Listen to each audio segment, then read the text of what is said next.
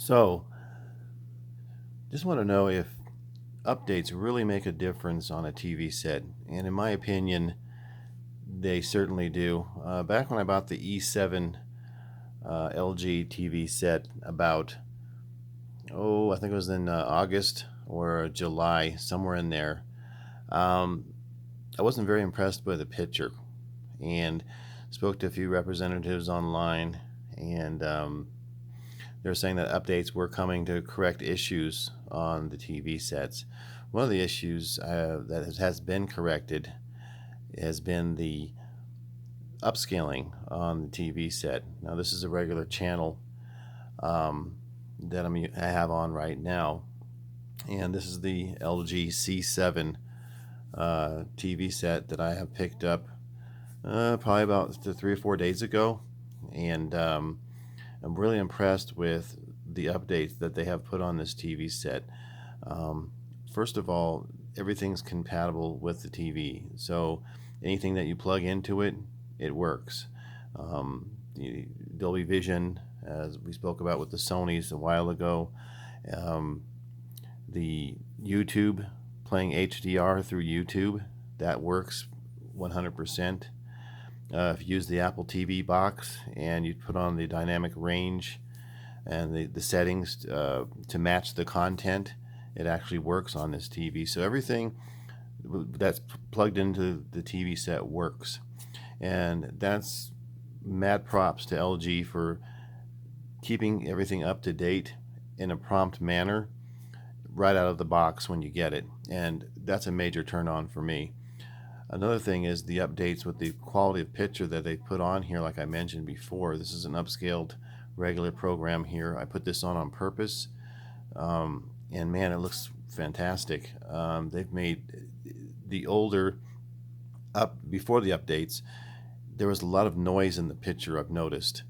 And as I'm about to show you in my settings, this is the boosted HDR mode that you could put in for your TV set that LG implemented into their software. It gives you kind of a HDR effect for regular programming, 1080p program or 720p. So it's sensational, and I'll go through it real quickly. Get this up here real quick. So if we go to HDR Effect, that's what they call it. I couldn't remember the exact name for it, but HDR Effect mode, it's pretty cool. I didn't really put any stock into it at first, and I probably should have. But if you look at the settings I have here, most of them are stock. I turned down the Oled, the actual contrast. The Oled light was at 95. Left the brightness at 50. Sharpness at 22. It comes in at 20, I believe, on this particular mode. Every mode is different on the TV, of course.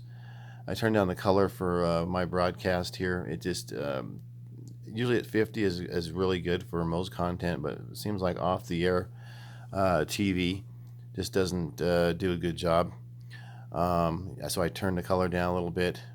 We have the tint 0, and didn't mess with the color temperature at all. And in the advanced controls, dynamic color is off. You could turn it on. It basically gives you a little more saturation for the image. It looks saturated enough for me. So I don't know if that came on or off. I can't remember stock. And of course the preferred colors for the skin tones, if you go into that, you get 3 levels of a skin color, grass color, and sky color. I left it on the wide color gamut. Preferably, most people like it in the auto, but for if you want that little extra pop, you would put it in the wide. It's not exactly correct, but these settings are just my particular settings for my broadcast coming into my TV set. So it may not even work for your TV set, as you all probably know. Everything's different. Everybody's TV is different. Panel's different. Which is something I'd like to touch base on, as well as the panel lottery. But super resolution, and then it's medium, basically improves blurry or unclear areas of for a sharper image. And what that basically does is it's for TV programming or DVDs or content with low content that doesn't really come in and pop at you like an HDR disc or something of that nature.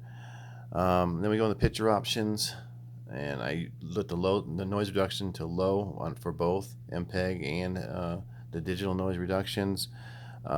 Real Cinema I left on. You can probably turn that off for TV programming. Let's do that right now. I'm going to turn that off. I don't think it makes any bit of a difference if you have it on or off for a regular TV program. Some of you people might want to chime in on that know a lot about the Real Cinema mode.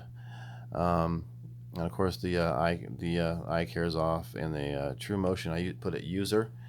Now I found out using a outstanding video on here. It has a football going across the screen at 60 frames per second, and that is probably the best thing to really tune in your dejutter and deblur. Now I usually keep it, I was tinkering around with it earlier, so it shouldn't be at 4. I normally keep it at either 1 or 2, and it seems like it has the best motion, and you can play around with that yourself. Once again, everything is very subjective, and especially on motion, because everybody's TV set, they see things differently than the other person. But pretty much those are my settings. I think that's it. Yeah, that's pretty much it. Those are my settings for just regular content and viewing the regular content on your TV set. So as I was saying earlier, let's get to something else here. That was regular TV programming. This is the what's this, Apple TV with the Dolby Vision automatically comes up on that. Now with the Dolby Vision, it's forced sometimes through the Apple, unless you put on the features for that to have regular content being played as it's supposed to be seen. Otherwise it will force everything else. And if you just basically go to the menu and settings and go to your video and audio, and you want to match all your content on, match dynamic range, match frame rate. And you guys have seen this before, those are the people who have played around with the Apple TV. And of course the Dolby Vision, the format, you want to click that on. But even before this was implemented on the Apple TV for the Sony TVs, the nice thing about the LG TVs, it has the Dolby Vision chipset actually built into the TV. It's not software implemented. So it's automatically built in, so everything plugged into it's going to receive the Dolby Vision, no matter if the update is available for the actual device being plugged in, if that makes sense to you.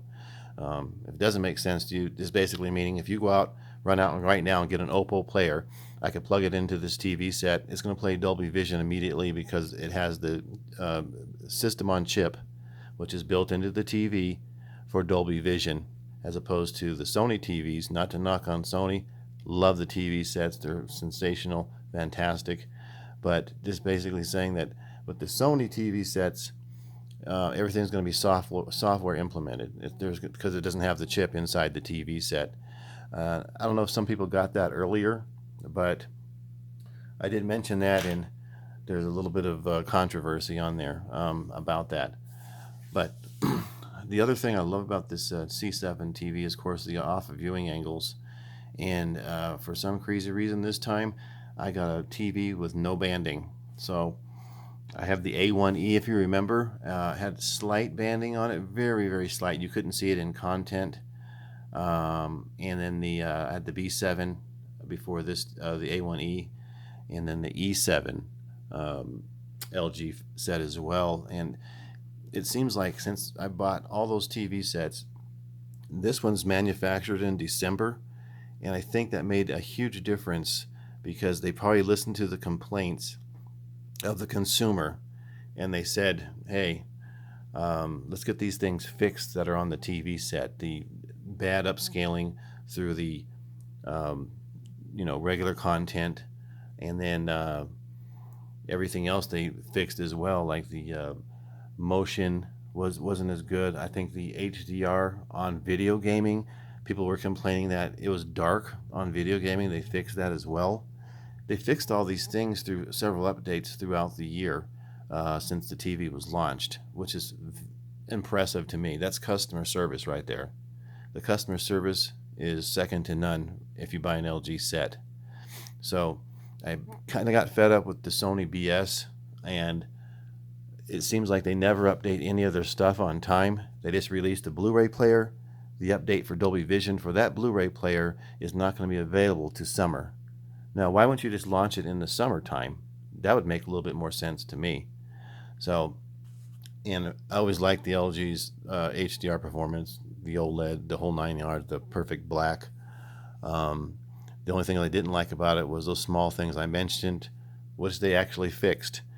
And I appreciate the comments on the earlier video on my 930E. A lot of you people put some great comments in, and then so many people emailed me, and we discussed the TVs that you've owned. One guy said he did pick this up, kind of tipped me off about the updates they've done on the TV, because he had the TV before as well, wasn't impressed, went back to buy it, loved it now. So he was absolutely correct.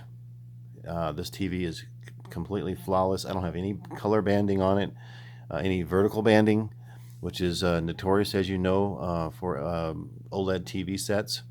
But it's one of those things. If you get the lotto and you hit it big on that's any TV. My last Sony 930E was spot on perfect. I hardly got any of the, the clouding and the black bars or flashlighting, whatever you want to call it. Everybody has their own terminology for it, but you all know what I'm talking about when you're in a dark room playing a movie with the bars on the top and bottom. You can get a little bit of that if the picture is, say, dark, and then there's like a flashlight or, say, a candle burning underneath where the black bars are at. You could actually see some of the light emitting off the black bars. That's just the design of LED TV sets that are edge lit like that. That particular TV is a hybrid, however, edge lit plus some kind of backlighting hybrid.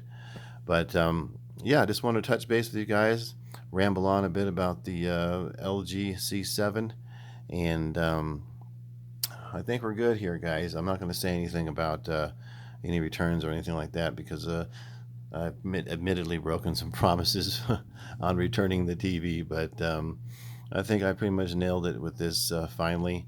It has everything I would like for the TV to have on it.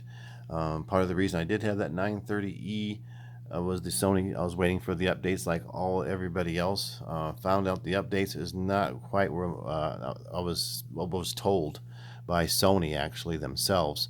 The update was supposed to be on the Extreme chip doing the processing, where now the process is going to be coming to your TV through the actual device. So if you have an Apple TV, it'll force the processing and then to the TV set, which is a kind of alarming, because why wouldn't they be able to put that for the 900E and help all the 900E people out over there that have 900E television sets? You should be able to update the TV. If you could do that for the Z9D, the 940E, A1E, I missed one, 930E, you should be able to do that for the 900E, because now you have your device doing the processing, sending it the signal of Dolby Vision to the TV set. Your X1 Extreme chip is not even doing the processing as you promised. So that was my biggest thing with Sony. Once again, picture quality, fantastic. Some of the best LED TVs out there. Probably the best LED TVs out there. Let me rephrase that. But I just went back to OLED. Had several OLEDs before, and I got a perfect panel. Panel always makes a difference when you buy something. If you get a bad panel, you know it. If you get a good one, you know it too. And this one's spot on perfect. I guess I just got lucky. Maybe it was the late manufacturing date of December 2017. I think it's probably their last manufacturing date when I called LG. So I think they really nailed it with that manufacturing date, I guess. Or maybe it's just the updates as well. Nevertheless, appreciate everybody, and keep watching. Hit subscribe and like, and of course leave your comments. Y'all have a good one.